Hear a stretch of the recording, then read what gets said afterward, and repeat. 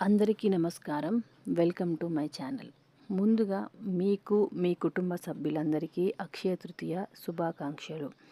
ఈ అక్షయ తృతీయ మీ కుటుంబంలోకి సుఖ సంతోషాలను, సిరి సంపదలను రావాలని మనస్ఫూర్తిగా కోరుకుంటున్నాను. ఈరోజు వీడియోలో ఈ సంవత్సరం అక్షయ తృతీయ ఎప్పుడు వస్తుంది మరియు పూజా విధానం విశిష్టతల గురించి తెలుసుకుందాము. వీడియోలోకి వెళ్ళబోయే ముందు మన ఛానల్ని ఎవరైనా కొత్తగా చూస్తున్నట్లయితే ప్లీజ్ సబ్స్క్రైబ్ చేసుకోండి, లైక్ కొట్టండి అండ్ పక్కనే ఉన్న బెల్ ఐకాన్ని కూడా ప్రెస్ చేయండి. ఆలస్యం ఎందుకండి, వీడియోలోకి వెళ్ళిపోదామా మరి. తెలుగు పంచాంగం ప్రకారం ప్రతి ఏడాది వైశాఖ మాసంలో శుక్లపక్షంలో తదియ తిథి నాడు అక్షయ తృతీయ పండుగను జరుపుకుంటారు. ఈ నేపథ్యంలో ఈసారి అక్షయ తృతీయ ఎప్పుడొచ్చింది, ఈ పండుగ ప్రాముఖ్యత, శుభముహూర్తం వివరాల గురించి ఇప్పుడు తెలుసుకుందాము. అక్షయ తృతీయ 2025 హిందూ మత విశ్వాసాల ప్రకారం అక్షయ తృతీయకు ఎంతో ప్రాముఖ్యత ఉంది. ఈ పవిత్రమైన రోజున ఎలాంటి శుభముహూర్తం చూడకుండా ఏ పని చేసినా విజయం దక్కుతుందని చాలామంది నమ్ముతారు. అంతేకాదు, ఈ పర్వదినాన బంగారం, వెండితో పాటు ఏదైనా కొత్త వస్తువు కొనేందుకు చాలామంది ప్రాధాన్యత ఇస్తారు. అయితే గ్రంథాల ప్రకారం ఈ రోజున విలువైన వస్తువులను కొనడమే కాదు, దాన ధర్మాలు చేయడం వల్ల శ్రీ విష్ణువు, లక్ష్మీదేవి అనుగ్రహం లభిస్తుందని పండితులు చెబుతున్నారు. ఈ నేపథ్యంలో ఈ ఏడాది అక్షయ తృతీయ పండగ ఏప్రిల్ 30వ తేదీ బుధవారం నాడు వచ్చింది. ఎవరైనా ఈ ఏడాది ఏదైనా కొత్త పని ప్రారంభించాలనుకుంటే అందుకు ఈరోజు పవిత్రంగా ఉంటుందని పండితులు చెబుతున్నారు. అంతేకాదు, ఈసారి వచ్చిన అక్షయ తృతీయ వేళ అనేక శుభయోగాలు ఏర్పడనున్నాయి. ఈ సందర్భంగా శుభ సమయం, పూజా విధానం గురించి పూర్తి వివరాలను ఇప్పుడు తెలుసుకుందాము.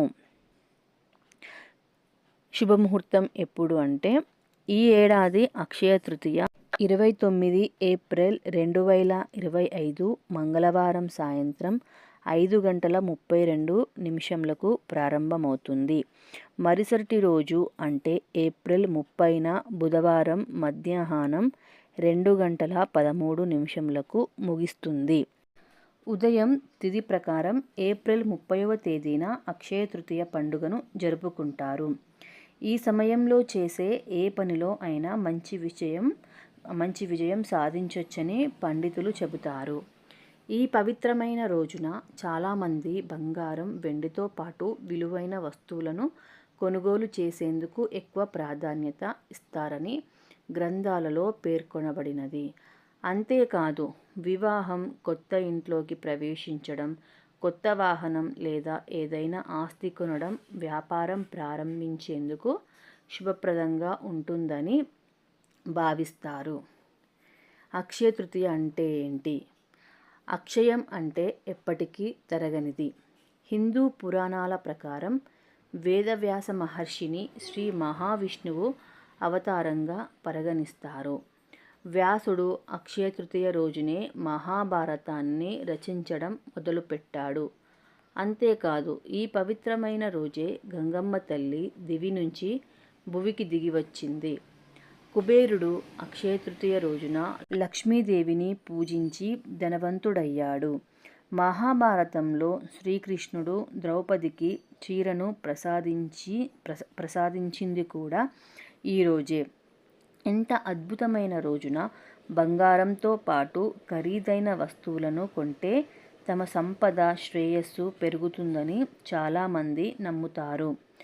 అక్షయ తృతీయ విశిష్టత ఏంటి అంటే ఇప్పుడు తెలుసుకుందాము. అక్షయ తృతీయ వంటి పవిత్రమైన రోజున లక్ష్మీదేవిని పూజించడాన్ని ఎంతో పవిత్రంగా భావిస్తారు. శాస్త్రాల ప్రకారం ఈ రోజున కృష్ణుడు యుధిష్ఠిరునికి అక్షయ పాత్ర ఇచ్చాడు. ఇందులో ఉండే ఆహారం ఎప్పటికీ పూర్తవలేదు. అందుకే ఈ పవిత్రమైన రోజున దానం చేయడం వల్ల శాశ్వత పుణ్యం లభిస్తుందని పండితులు చెబుతారు.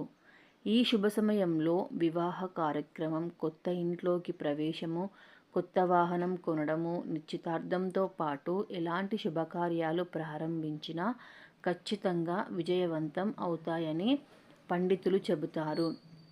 అక్షయ తృతీయ రోజున ఒకవైపు కొబ్బరికాయ, దక్షిణావర్తి శంఖం, శివలింగాన్ని కొనుగోలు చేసి ఇంటికి తీసుకురావడాన్ని శుభప్రదంగా పరిగణిస్తారు. ఇప్పుడు అక్షయ తృతీయ పూజా విధానం గురించి తెలుసుకుందాము. అక్షయ తృతీయ రోజున తెల్లవారుజామున అంటే సూర్యోదయానికి ముందే నిద్ర లేవాలి. స్నానం చేసిన తరువాత ఉతికిన బట్టలు ధరించాలి. పసుపు రంగు వస్త్రాలను ధరించడం వల్ల శుభ ఫలితాలొస్తాయని చాలామంది నమ్ముతారు. పూజ చేసే చోట ఒక వస్త్రం ఏర్పాటు చేయాలి. అనంతరం విష్ణువు విగ్రహం లేదా ఫోటోను ప్రతిష్ఠించి మంచినీటితో శుద్ధి చేయాలి. పూజ చేసే సమయంలో తులసి ఆకులు, పండ్లు, పువ్వులు తదితర వాటిని దేవుడికి సమర్పించాలి. వీలైతే పసుపు పువ్వులను సమర్పించాలి. ఇలా చేయడం వల్ల విష్ణువు ఆశీస్సులు లభిస్తాయి.